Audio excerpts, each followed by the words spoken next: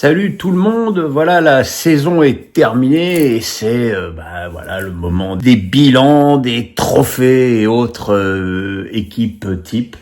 Donc moi vous le savez depuis longtemps j'ai l'habitude de faire une équipe B et une équipe A en fin de saison. D'abord parce que ça permet de récompenser plus de joueurs et puis je trouve que ça donne une vue plus globale de la situation. C'est un truc sur lequel j'ai pas mal travaillé et j'ai eu, comme je vous l'ai déjà dit plusieurs fois, eu beaucoup de changements, des mecs qui sont passés de l'équipe A à l'équipe B, des mecs qui sont sortis de l'équipe, des mecs qui sont rentrés, donc voilà. Donc l'équipe B aujourd'hui et l'équipe A demain, l'équipe B avec dans les buts Đorđe Petrović, le gardien de Strasbourg, qui a été le meilleur gardien de Ligue 1 sur la deuxième partie de saison. Il a enchaîné les clean sheets puisque longtemps la défense du Racing a été la meilleure d'Europe. C'est un gardien qui a été prêté par Chelsea et qui est arrivé au club sur la pointe des pieds et qui finalement a adoré l'expérience. Moi, je pense que l'année prochaine, il sera titulaire à Chelsea. Il est très bon partout, il est bon en l'air, il est bon sur sa ligne, il est bon dans le jeu au pied. Et ça, le jeu au pied à Strasbourg, c'est quelque chose de fondamental. Donc voilà, une saison magnifique, même s'il y a eu beaucoup de très bons gardiens. Cette saison, ça, je ferai le bilan des bons gardiens demain dans l'équipe A. La défense, c'est encore un Strasbourgeois avec Guéladoué, arrière droit. J'avoue que quand il a signé de Rennes, j'étais très étonné que le Stade Rennais brade ce joueur pour 6,5 millions d'euros. Je le trouvais excellent à Rennes et il a confirmé tout le bien que j'en pensais à Strasbourg. C'est un joueur qui est en plus capable de jouer central droit, qui est capable de prendre son couloir, qui a un apport offensif très intéressant, qui défensivement est dur à passer. En même temps, c'est un poste, on le verra, où il n'y a pas une concurrence exceptionnelle cette saison en Ligue 1. En défense centrale, Marquinhos, qui aurait très bien pu être dans l'équipe A, mais qui a finalement pas tant joué que ça en Ligue 1. Enfin si, il a joué beaucoup, mais il était souvent laissé au repos par Luis Enrique, qu'il a bien géré. Il a pas fait une saison gigantesque, mais il a fait une saison solide et avec une excellente mentalité, comme toujours. Avec lui, Léo Balerdi, le capitaine de l'OM. Je me pose toujours des questions sur lui. Je trouve que il a parfois des réactions un peu bizarres, que parfois il s'enflamme, mais il faut reconnaître que c'est un gars qui a une grinta, une motivation et une aura sur cette équipe de Marseille très important. Il a clairement pris une nouvelle dimension ces derniers temps. Et voilà, je pense qu'aujourd'hui c'est un élément de base de l'OM, mais peut-être que l'année prochaine il sera dans l'équipe A. En arrière gauche, Tagliafico de l'OL, qui a probablement été un des Lyonnais les plus réguliers cette saison. C'est surtout quand même un joueur qui se concentre sur l'aspect défensif de son travail, même s'il n'est pas manchot offensivement. C'est un très bon spécialiste. Il y a plus de concurrence à gauche qu'à droite au niveau des latéraux. Mais bon, je pense qu'il il mérite sa place dans cette équipe B. Au milieu de terrain, Vitinha. Je pense que ça va étonner pas mal qu'il soit que dans l'équipe B.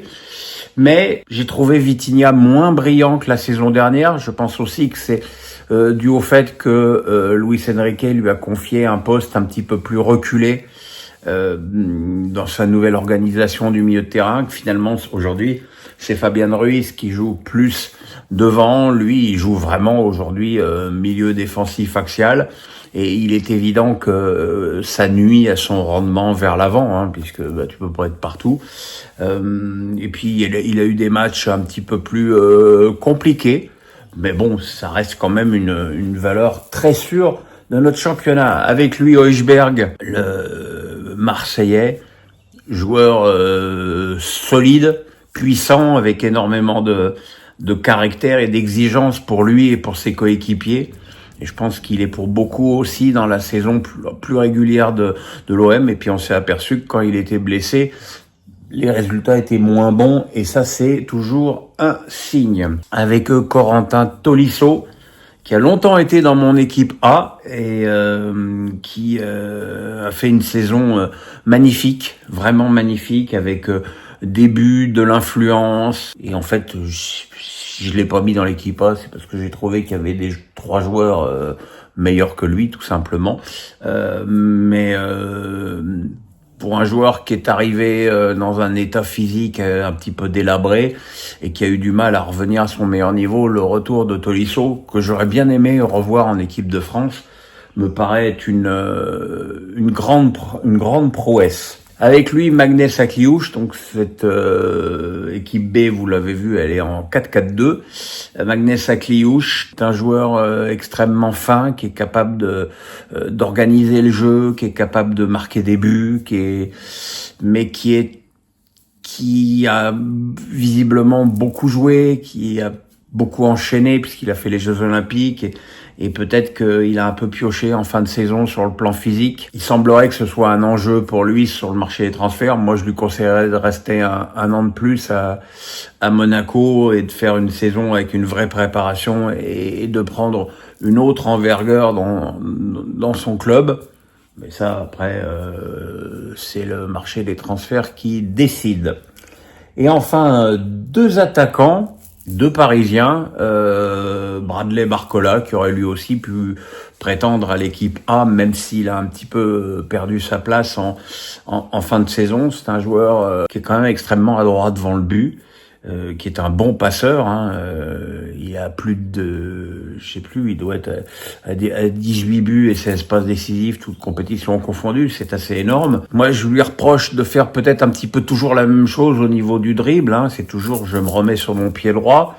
Il faut qu'il augmente sa palette de dribble. Il est évident qu'il est dans un club aujourd'hui où il y a une concurrence très forte entre Doué et Kvaratskhelia.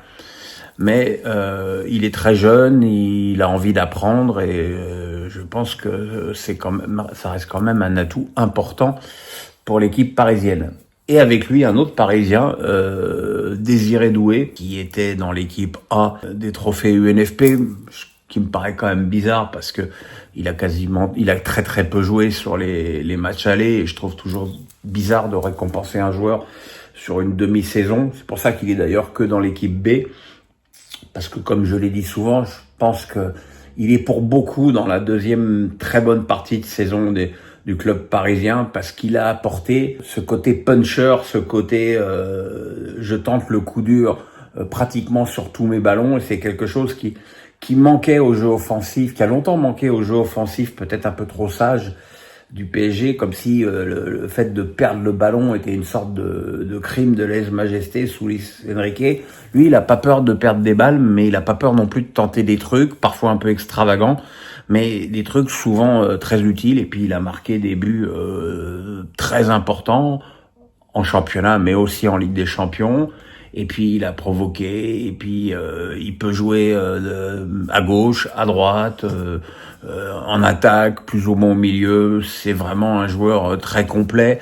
Et en plus, il a fait des débuts assez extraordinaires contre la Croatie au Stade de France, en marquant en plus le penalty de la qualification, mais même en faisant une rentrée brillantissime. Je pense que c'est un joueur dont on va beaucoup parler dans les années à venir.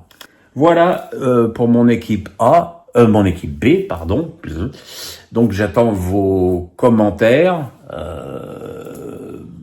J'imagine que vous commencez un petit peu à deviner les contours de l'équipe A. Mais vous n'êtes pas à l'abri de mauvaises surprises pour les supporters de certains joueurs, ou de bonnes pour d'autres. Voilà, on se retrouve donc demain pour l'équipe A, les amis. En attendant, portez-vous bien, bisous, le pouce, la cloche, on s'abonne. Joy vous fait un bisou, bonne journée, bye.